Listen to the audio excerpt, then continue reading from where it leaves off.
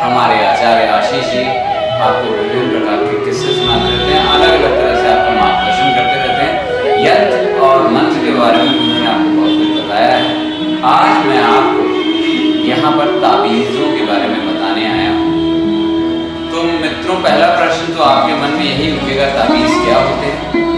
तो मैं आपको बता दूँ कि ताबीज़ आपके सुरक्षा गार्ड की तरह होते हैं, जो आपके साथ रहते हैं और आपकी रक्षा करते हैं। ताबीज़ों, यंत्रों, मंत्रों, इन सब में थोड़ा सा फर्क ये है कि ताबीज़ किसी का अनिष्ट नहीं करते, ताबीज़ आपकी अनिष्ट से रक्षा करते हैं। या फिर किसी अनुसंधान में, कई जगह ताबीज़ों को अनुसंधान में, जादुई अनुष्ठानों वगैरह में प्रयोग किया जाता है, तो वहाँ पर ये ताबीज़ एक टूल की तरह, एक सहायक यंत्र की तरह काम करते हैं।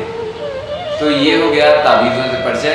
ताबीज़ यंत्र भी हो सकते हैं, ताबीज़ मंत्र भी हो सकते हैं और ताबीज़ कामना भी हो सकते हैं। यंत्र वाले ताबीज़, आप पीछे यंत्रों के बारे में वीडियो देख चुके हैं और आगे भी आप यंत्रों के बारे में बहुत सारे वीडियोस हमारे देखेंगे। तो उन यंत्रों को ताबीज़ की तरह इस्तेमाल किया जा सकता है, उनमें से कुछ यंत्रों को ताबीज़ की तरह इस्तेमाल किया जाता है। फिलहाल एक कड़ी हम शुरू करने जा रहे हैं आपके लिए, वो है कामना वाले ताबीज़ों की।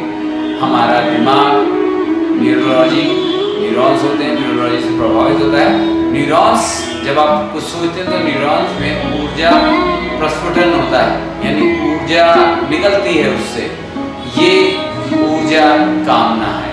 आप सोचते हैं, आप अपना हाथ उठाएं, आपका दिमाग आपके हाथ को आदेश देता है और वो हाथ उठता है, लेकिन आदेश अंततः मस्तिष्क ही देता है। इसीलिए मस्तिष्क अगर काम करना बंद करता है तो आपके शरीर के सभी अंग काम करना बंद करते हैं, क्योंकि उन्हें आदेश देने वाला कोई नहीं। तो अगर आपका मस्तिष्क में कई सारे न्यूरॉन्स बहुत कुछ सोच रहे हों एक ही दिशा में, तो इतनी ऊर्जा उत्पन्न होती है कि वह स्थिति हो जाती है। पुराने समय में ऋषियों ने अभिशाप और वरदान वाले जो रखे थे, अभिशाप और वरदान की जो किस्से हैं, जो कहानियां हैं, वो शायद इन्हीं ऊर्जा से प्रेरित हैं। तो अभी आप मेरी आगे कड़ी देखेंगे ताबीज़ की, कि ताबीज़ कौन कौन से होते हैं, उनके क्या क्या प्रभाव हैं। इसके बारे में आपके सारे प्रश्नों के उत्तर जो मैं सोचता हूँ आपके मन में उठेंगे। फिर भी आप कह सकते हैं कि आपको और कोई प्रश्न समझ में आता है। फिलहाल जो मुझे लगता है कि आप किन प्रश्नों के उत्तर देने चाहिए वो मैं बताता हूँ। पहली बात, ताबीज़ किस वस्तु का बनाना चाहिए, किस धातु का बनाना चाहिए? तो मैं आपको बता दूं कि अगर कोई धातु निर्देशित नहीं है, यानी पहले से नहीं लिखा हुआ है कि कौन सी धातु का बनाया जाए, तो धातु के रूप में चांदी सबसे अच्छी रहती है। चांदी सबसे अच्छी रहती है जो उस धातु के रूप में ताबीज़ के लिए इस्तेमाल हो सकती है। यदि कोई धातु निर्देशित है कि आप उसे लोहे से बनाए या तांबे से बनाए, तो फिर आप उसी धातु से बनाएं। बाकी आप अपनी सामर्थ्य अनुसार बनाएं।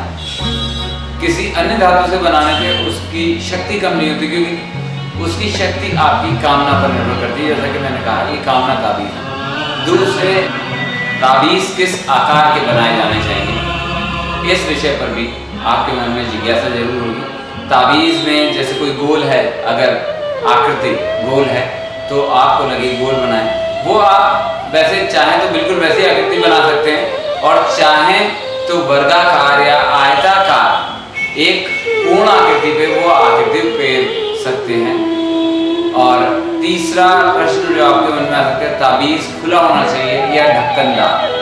तो ताबीज़ खुला भी हो सकता है और ढक्कनदार भी हो सकता है। ढक्कन को एक दरवाजे के कब्जे की तरफ बंद करने वाला बनवाया जा सकता है। मैं आपको जरूर ये राय दूंगा कि ताबीज़ को आप ढक्कनदार ही बनवाएं, क्योंकि वो कामना से प्रभावित है। तो अगर किसी को पता लगता है कि ये ताबीज़ किस कामना से बनाया गया है, तो उसकी दुर्भावना भी उस ताबीज़ पर असर डाल सकती है। बेहतर है कि आप ताबीज़ की अपनी कामना को ढक के रखें, वो अपना असर करेगी। चौथी बात जो आपको लग सकती है, जो आपके मन में प्रश्न आ सकता है, वो ये कि आप जो अभी देखेंगे कड़ी मेरी ताबीज़ की, कि उसमें ताबीज़ जैसे बने हैं क्या बिल्कुल वैसे ही बनवाए जाए? देखिए, ये ज़रूरी नहीं। आकृति महत्वपूर्ण है, वो आकृति कैसे बनाई जाती है महत्वपूर्ण नहीं। ये आकृतियाँ आपको इन कड़ियों में वो दिखाई जा रही हैं जो मूल आकृति थी, जहाँ से इन ताबीज़ों का उद्भव हुआ है और विश्व भर में जो प्रचलित हैं। यदि कहीं आपको ऐसी बिल्कुल ऐसी आकृति मिल जाती है, ठीक है। यदि कोई ऐसी आकृति उकेर सकता है तांबे पे, लोहे पे या चांदी पर या सोने पर या प्लैटिनम पर, तो आप उससे कर सकते हैं। एक धातु और मैं आपको बताना भूल गया हूँ बीच में, एक धातु आप और इस्तेमाल कर सकते हैं, वो है अष्ट धातु। आप अष्ट धातु से भी ताबीज़ बना सकते हैं। तो ये मुझे उम्मीद है कि आपको सभी प्रश्नों के उत्तर मिल गए होंगे।